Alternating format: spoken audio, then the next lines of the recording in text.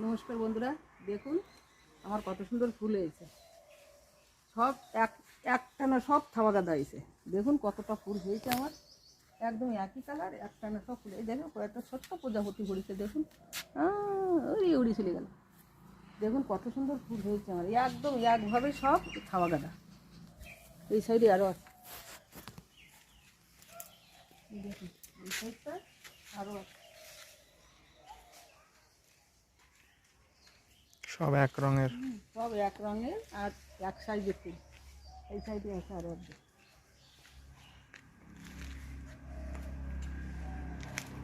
একদম আপনাদের একটা টিপস আমি বলে দিচ্ছি, এই ফুল আমি কিভাবে তৈরি করেছি জানুন।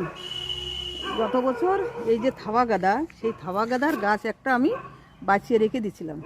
তার থেকে অল্প অল্প অল্প অল্প করে কেটে কেটে কেটে কেটে এইভাবে আমি ফুল লাগিয়েছি। এই জন্যে আমার একই কালার সেম ফুল হয়েছে। দেখুন আপনারাও এভাবে সামনের বছর এই গাছ বাঁচিয়ে রাখবেন, তখন দেখবেন এইরকম ফুল আপনারাও পাবেন। সবাই ভালো থাকবেন। এইভাবে নতুন নতুন ভিডিও দেখতে চাইলে আমার পেজটিকে সাবস্ক্রাইব করবেন আর ফলো করবেন। আর যারা এই ভিডিওটি ফেসবুক থেকে দেখছেন তারা পেজটিকে ফলো করবেন। ধন্যবাদ, সবাই ভালো থাকবেন। শুভ সকাল।